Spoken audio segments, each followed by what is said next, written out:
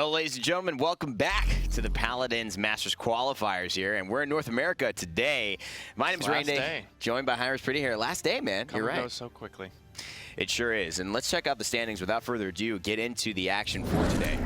We have, obviously, a lot of teams vying for their spots. Astral Authority have all but clinched their positioning here in terms of 1 or 2 seed going into Atlanta. They will be invited into the Masters LAN. But AGG have a chance, a small chance, but if they play well and if Astral Authority beat Eager to actually tie things up in second place and force some interesting things. And Panda Global as well, they have the chance to jump over AGG if they end up having the better of everyone today. A lot of things on the line. Yeah, I mean, look at the Interlopers yesterday. They won both of their games, won the big one as well.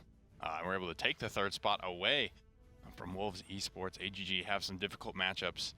If they want to stay out in front, I would say Panda Global have some difficult ones as well if they want to go for the flip-flop here, try and take first seed in the gauntlet. But yeah, like you mentioned, Eager, they lose both of their games today, and AGG win both of their games today, which could happen. I mean, it's very AGG possible. have been beating Panda Global, and if all they have to do today is beat Eager, Astral Authority a little bit in control of that fate as well. They need to beat Eager. This is really the like AGG dream scenario, right? Because you have the team you're trying to beat facing the best team in the league currently, and then it's you, and fate's in their own hands. They're in their own hands almost, you would say.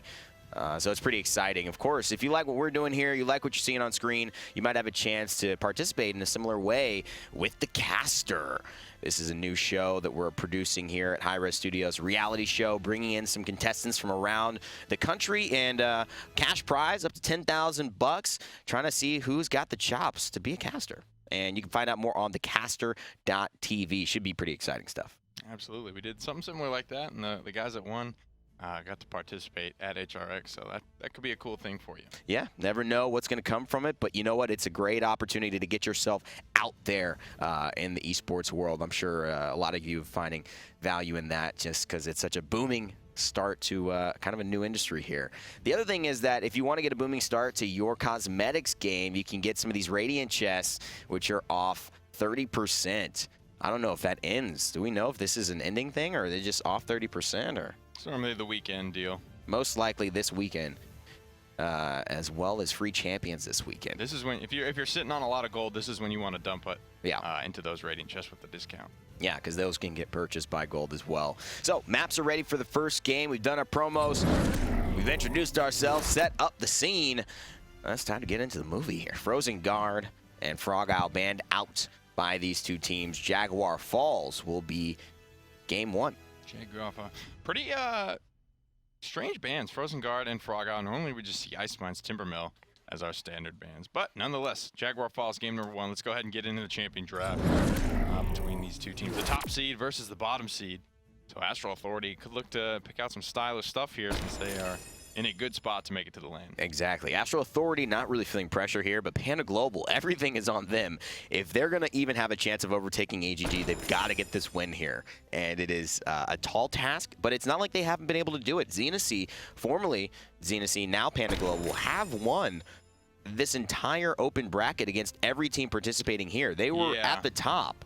But they did do it. Okay, if they lose, if they get, rolled again today, I think it's safe to say that they, just due to the random seeding in that first week, that was how they were able to kind of skate out with the win over everybody. They may not have been here if not for that first place finish in the first week, because they did not finish well after that. And that's what we were saying about Interlopers as well, Nick. We were kind of saying, is it a fluke? Is this something that just went? The cards landed in their favor this time, but Interlopers proved us all wrong, and they said, no, we deserve to be here, and everyone figured that out the hard way, some people yesterday. So starting out with this draft seems like pretty standard stuff. Whoa, a very early Tyra. Wow. I love this choice, and mixing it up. Suddenly this is something people are looking to take away from Astral Authority. We even saw some of Europe lean on this pick yesterday. Yeah. The Firebomb, a little bit underrated, I think, for breaking up a lot of the clumping that we're seeing in this meta. Oh, my. Look at this pip. Could this be A Mega Hey, Potion Pip? You take his Tyra, doesupz is going to play Pip. Could this? But I'm looking. They don't have another healer. Kusqt played that. Yeah. Kusqt played that in those in-houses. Well, one of the things we were talking about, it's funny, we were having a kind of a longer discussion here with some of the pros about Mega Potion Pip, is that there is there's such a little margin of error, right? Because when the Cauterize is applied, if you throw that burst heal and it gets cauterized, you've wasted it. You don't have that healing over time like Maldamba, like Ying, so you've got to be perfect with how you use it. And so Kusqt, if he's going to be the main healer, he's going to have to find the right moments. They're going to have to use that half shell by Evulli to let the 1.5 seconds of Cauterize tick away. He'll be running that on Makoa. And looking down at WarDoom, what his legendary will be on Barrack, it will be Fortify for him. Catalyst for Kusqt at the moment. We'll see if they just decide, we don't need healing, we want to outdamage you. Recurve for Shaolin's doesupz Shaolin, and Darkstalker for iDropBodies and Droxus. You want to know Cass, he's going to be taking Exaction, get the dodge roll going. First blood for Tooney's Tyra. He switched. Smidgen, taking Lifelike for Ying. Wormjets for Cacanuck, Drogos, and Field Study. Go to Kusqt. Like you mentioned. He's got it. Switch onto the Mega Potion. 2 Caught, 2 Wrecker. 2 Wrecker, 2 Caught for both teams here. Exact same item choices. All going to come down to those skill shots. Let's follow along if we can as well with Kusqt here. He's really going to be controlling so much of the pace of this game. He's the shot caller. He's the one in the back of the line, just letting them know you can fight. Got to heal in 2, got to heal in 1, and he's going to be making sure to try and keep his teammates set up. Because they got the Barrack and the Makoa, it's going to be a lot easier to hopefully stagger those shields so they can get those windows where Cauterize is not affecting them, and Kusqt's heals can make a big difference. Over the back left side, 48% now for Astral Authority. The Cauterize does get applied, but he's still using that well enough. It falls to Cacanuck's. Damage from range. Punch downs, even unknown finds bodies as well. Evulli's gonna go down for a 3rd time WarDoom here on the Barrack, just backing up. doesupz still alive as well. 54% on the point for Astral Authority. Panda Global 30% and climbing. Looking to make this zone a little bit strong. Nice fire spit coming out from range, but that's gonna be healed right back up to full Tooney, trying to hold down this front line. Poke everybody off their horses. 63% for Panda Global. Boys of Astral Authority trying to get themselves back onto this point. Now with Cauterize is a little more effective. This is when Mega Potion's going to have its opportunity to shine, because 30% only before it gets to 60 and 90 is really where you're going to find the most consistent value without having to play it perfectly. Cacanuck over on the side using that thrust to just stay alive and get out and dodge. But on the meanwhile, you see Kusqt finally finds his ultimate. He's able to be his own follow-up. Nice. No resilience. Smidgen goes down. Will Cacanuck fall as well? He will, and so, wow, Kusqt getting out of the dodge here too. This is all Astral Authority, very close. That's huge. Kusqt staying alive there, as you want to know, rolled in aggressively. Not only trying to get overtime going, but trying to get that key pick off onto the healer. Goes down, punished for Astral Authority. Come away with it, but narrowly. So with this kind of lineup, you can wonder, are they playing a little more to style? Are they playing a little bit more to just, you know, check things out, maybe try things out before the land, maybe an interesting composition here? Pip as a main healer is not something we've almost ever seen these pro teams commit to. Yet we did have talks about this. We saw it happen in games that we've seen Kusqt playing in some of his scrims earlier this week. But do you think this is for real? Would he bring this out on a big stage? I mean, this team is not afraid to experiment in the draft. They're not afraid to kind of go there. And I think this is a good time to bring it out. When they're good for land, they really got to test the limits of kind of what this can do in a competitive setting before they get to land. The more pocket shots they have going into the Masters land, the better. Of course. Side tanks 4 are going to be nerfed a little bit in the upcoming patch, and so those kind of damage pip options going to be a little bit less viable. Maybe just seeing, hey, what can we do with this Mega Potion if we're not relying on so much of the damage from pip? And seeing if we could still control the battlefield there. And so far, so good for Astral Authority. Let's see if we can bring up some of the damage and healing numbers as well. I'd be curious to see where both of those sit for these teams as we break down the items. Tyra and Drogos going to be out in front of that by a fair bit. Bodies and doesupz sitting about equal with Z1 Unknown. And then the tanks and the healers following up there. Not a lot of damage from Makoa, but way out in front is going to be Kusqt's healing. And frankly, I don't expect this to change much with Cauterize. Granted, the communication, right? Ying's healing comes out. If it's Cauterize, those bots, that is their flaw. They don't understand if someone's Cauterized. They don't understand who needs the healing more in a split decision. All they are is just perfect bots. They're just going to shoot the first target available. Whereas with Kusqt, he can wait for the Cauterize to fall off. He can get his team clumped up to get more value out of those potions. So he could can't take the healing overall throughout this whole game. And because Cauterize is applying through basic attacks, those shields, the half shell, that's going to give them those windows, right? If you have a Ruckus or a Torvald, it's going to be a lot harder for them to find kind of an escape from the basic attack barrage that will be coming from the enemy team right now. You see the Evil Mojo is popped. They find no kills off of it, though. In fact, iDropBodies does fall. Evulli follows suit by taking down AsdfMaster, the Torvald on the side of Panda Global. And here's the Dragon Punch. Cacanuck making a huge difference in this game and all of these team fights. He's finally swung things in his team's favor. Tooney needs to be careful here. He's getting poked extremely low, but Kusqt around the side gets taken out by Z109. 2 response kills very quickly from Bodies, one from doesupz on either side of the fight. He is silenced out though. Bodies is going to go down here. AsdfMaster, new member to the roster actually. Yeah, first time seeing. I mean, it's hard to kind of gauge where the impact is from the newer players and where the impact is from Astral Authority being so effective. But let me tell you what, he goes with the Hyper Beam off the map, the room you can't stand in when Torvald is on the point.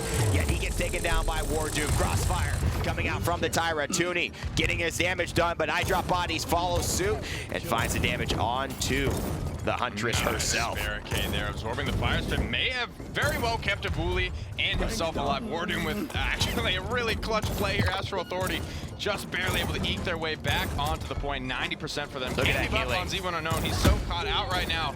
He's going to get the bubble from Torvald, but there's nowhere for him to go. He's going to get taken out. There's the firebomb. They're forced in. Big Evil Mojo. Oh, boy. Double kill. Triple. Not yet. iDropBodies takes the third, but Astral Authority take the third of their own. The objective captured, and Barrick with that 3,700 health getting healed up, battling from the shield so that Cassie's bows can't apply the Cauterize to him, and Kusqt just sitting behind him, throwing the healing potions and giving him 2,400 health to bump back to that spot where he feels comfortable. This has been working largely effectively for Astral Authority thus far. Yet late game, we're gonna have to see. Wow, look at that burst, man. That is just nuts. They still haven't found the rhythm to shut this down with Cauterize. He does get caught out a little bit on the railing there. Very low in the back line is Cacanuck. And Evulli trying to chase him down, but it looks like he's gonna be able to get out. Just wisely backs up with Bodies, who is also extremely low. Half shell to bail them both out. Now moving forward to zone is Panda Global. Still a minute 40 remaining on the clock here.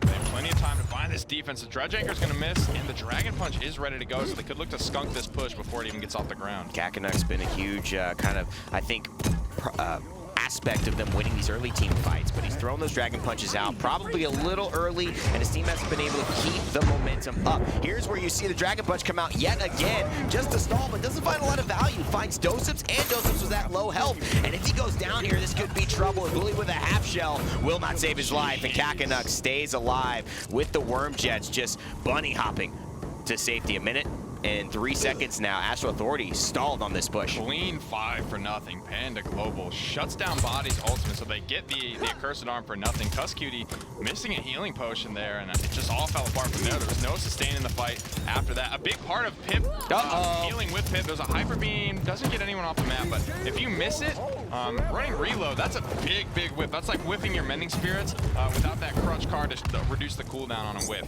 Yeah, exactly. And so, of course, Kusqt most likely running the card too that will allow him to get that healing back to himself when he's healing another teammate. And look at the hook. Crossfire immediately shut down. That's the power of not having CC immunity on your ultimate. You got to be very careful about your positioning. It feels like this has just been a game of both teams seeing who can maximize their careful positioning. Can they get behind the shields? Can they group up and make sure the Cauterize isn't applied? And unfortunately, Pip with Mega Potion only healing in this game served as in many ways, could be seen as just an early game bum rush, try and win 4-0 the way Astral Authority have been playing this entire time. Absolutely, and they do just that. They get skunked in that team fight, maybe 71,000. giving Panda Global some false confidence there, and then absolutely roll. They get that one little, you give them the inch, and they just take the mile, right? They get so much momentum off of just 1 or 2 picks there. They got Tooney, they shut down the Crossfire, which was already not about to get a lot of value. Only 55,000 damage for his tower, getting out DPS'd by Cacanuck Strogos. But yeah, the big story here is Kusqt out healing Smidgen with a Pip. By 20,000. Nonetheless. So definitely not something we've considered before as Pip a main healer. In fact, Pip has often been joked about and memed around the community about being a flanker and a supports body. Yet we see Kusqt just switching things up and playing true to the class, and honestly having a lot of success for his team, and most likely throwing off the draft for Astral Authority, for Panda Global, who are just kind of like, huh? Like, so what healer are they practicing? They're just staying with Pip? And that's the benefit of having Kusqt, I think, as your support player, a guy that used to be a main fragger, and you need to bring both of those elements if you're going to heal on Pip. You need to be able to hit those shots. You don't have to be, Simsalo and direct up, impacting everyone airborne. Right. But being able to contribute to the team fight as well, being your own follow-up for your evil mojos, knowing exactly when to pop those is all going to be very critical to your success. So Panda Global didn't really find the answer. I did like Cacanuck on the Drogos, though. I think he did a good job. ASDF showed some nice moments on the Torvald. Seems that he's comfortable with this pick. And so, unlike in Europe, we see Torvald still largely 1, 2, or 3 going in the draft. Now, Astral Authority, will they secure the Pip again and maybe flex a second healer if they feel like they need it? Go Catalyst Pip? I don't see them switching up their draft really at all here. They might take the Tyra. Okay. It's early. No, the body's going to get his Androxus. I think that's a little bit more important. doesupz, frankly, I think we've seen a little bit more flexibility out of him. As opposed to bodies, but bodies on Androxus, it's like a 10 out of 10. Yeah, I mean, doesupz can flex from a lot of different things, but one of the things he doesn't actually flex is Andro, typically. We do see Andro. That was where Stolzy was. Normally will play. And also bodies in this situation. doesupz can do the Shaolin. He can do the Cassie very well. Shaolin, he's on Panda Global. Pip is also another one that doesupz can play. But the Tyra is still available here. I don't know if they'll take it because Panda Global haven't committed yet to the double frontliner. But the lockdown is going to be the solution. Maybe they go Ferocity as well. You never know. That was pretty hype yesterday. If I was playing, I would say, hey, maybe we can make it happen. And Tyra yet again.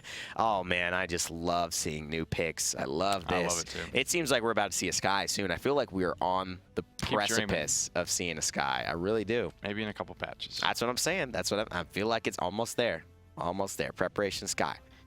So almost the same composition from Panda Global here, the Shaolin being the difference maker. We'll see if that's really what it takes. Frankly, I think Z1 can have a little bit more impact on it, but Evulli on Makoa will be running half shell. Once again, Kusqt with Ferocity for the time being on Grover. doesupz for Catalyst on his Pip WarDoom, taking 4 to 5 for Barrack, and bodies on Androxus with Darkstalker.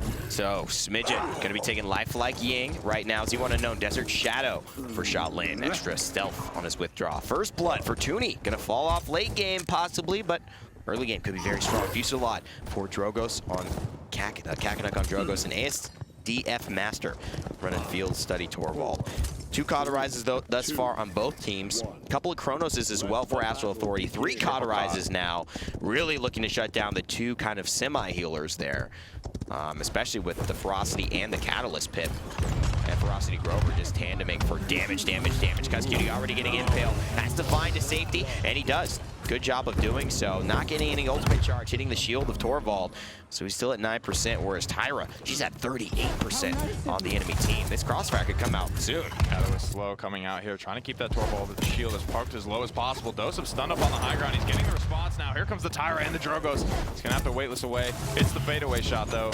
Nice fire switch from Cacanuck, keeping pressure on this double frontliner on the point right now, but lower and lower. AsdfMaster, the sole frontliner for Panda Global, falls. It's very, very strong. I think that they even attempted to contend with Astral Authority. He switched to deep roots. It was 36 to 27. He went to the deep roots. Okay, so again, just switching things up at the beginning of the round, trying to throw them off. But right now, he doesn't need to change anything about his play style. He's hitting the axes. He's forcing the dimensional links from Ying, and she's being caught between a rock, a hard place, and a tree throwing axes at her. And that's not where you want to be when you start out on Circuit Beach. 99% objective captured for Astral Authority yet again. 5 points in a row for them. We'll see if Panda Global can stop here. Torvald up on the high ground. Here comes Kusqt. Wow. It actually bounces off. It's whatever, though. It does land the deep root shot. Torvald's not going to be able to do a whole lot from up here, so he's going to need to reposition sooner rather than later. And that pressure coming out from just, the Pip. Tyra is dead in the water. My goodness, there's no way. And I think that's part of the thing with Tyra against the Makoa. You have the issue where she has no way to get out of that quickly. She's got no gap closure because of the lack of mobility that she has in her kit. She's all damage. So she's really got to fight her way through. And if she doesn't have the opportunity to do so, she's going to be done ski. 2 kills for doesupz. See you later, Smidgen and Z1. And the push continues. A minute 42 on the clock. Early Evil Mojo coming out, but I like the play. They spot out Cacanuck as well. Does he go down? Can he take bodies with him? No. Body's going to come out on top of that one, but this is keeping the momentum high. This is spreading out their ultimates. This is what Astral Authority do so well. I think the best in North America, in fact, just keeping the pressure on constantly. And they've got another. They got the Whirlwind. They've got the Accursed Arm. And then the payload's converted, but, you know. Oh, what? Jesus. All right. Calm down. Round is over, Bodies. Round is over. You can stop dropping. And he unfortunately, because he was using the ultimate to get the kills, doesn't get any ultimate recharge off of that, so he will be at 1% here. But Grover at 100%. Kusqt with the Chronos too, already starting things off. And then that's going to carry them long enough into the fight for WarDoom to get his Dome Shield up, which will carry them through to be able to get the Ancient Rage up. And then before you know it, Evil Mojo's back up, which carries back to a Cursed Arm. It's just never stopping pressure because they're getting value out of these at all times. They're not waiting for that like perfect conversion moment. They're just like, anytime I can hit a 2 or 3 man Momo, doesupz is going to do it. He's not going to be afraid that his teammates aren't going to be there because they're always able to follow up. I mean, that's what ultimates are for, right? You don't need to kill 5 people. If you kill 2 and you stay alive, you went 2-0 on this team fight, as a pro, you should win. You guys should win that fight. So that is exactly what they like to do. And sometimes the willingness to go into these more frivolous ults, as they may seem, actually tend to be one of the smarter and more, I think, tactical decisions that we've seen pro teams make here. And it all just comes from a lot of confidence by these guys, willing to put their ults on the line to get the kill, to keep the momentum, to keep the mentality strong that we are better, that we are in control of this game. And they are in control of the point, 72% right now. Kusqt wants to get the damage, so he'll just vine through. Getting up and getting aggressive. 90% already on the point. There's a nice impale onto WarDoom. Here's the Dragon Punch. Panda Global, they've got to do something, but it comes through too late. And the payload already captured. 2 ultimates go off the way of Panda Global for free. Do want to mention ASDF, great job to actually bubble Cacanuck as he was dragon punching. Considering that sometimes the call is, hey, just burn him down, we've got damage. They didn't really have anyone who was really well, you know, equipped to do that in the air. They didn't have like a Tyra. iDropBodies with Androxus was the closest person to really be able to impact that. But still, the bubble basically just wards that off, gives him a free kill, dies afterwards. But for the new player, I think it's nice to see, you know, him making some good decisions here, despite their team being at an overwhelming disadvantage. Yeah, popping the Illusory Rip, the Dragon Punch, and the Crossfire all too late. Gonna give Astral Authority a lot more momentum than they already have. Could go into the Evil Mojo here as well. There's one key pickup just waiting for it. There's the Whirlwind actually, just to keep everyone topped off for sure. Kusqt wants to use that ultimate at some point. Grover gets back onto the map. Beautiful vine there. Now the big clumping could come out. The Evil Mojo is going to be here. There's one up on the high ground. One more chicken bodies. He's looking for it. He's not going to find it in time, but doesupz is here to keep him alive. And finding the resilience itemization here even more impactful. But obviously, when you take one thing away, you give it to another. And that just means that they've got no mitigation for the damage Catalyst Pip is bringing. And that will secure it up. One of the faster sets we've seen, but again, that's Astral Authority style. 2-0, 8-0, no contention. They will be at the top going into the lane. 5 wins, 0 loss. Still perfect, Astral Authority. And they only have 1 game left to play here, and that's going to be against Eager, albeit the 2nd strongest team. Yep.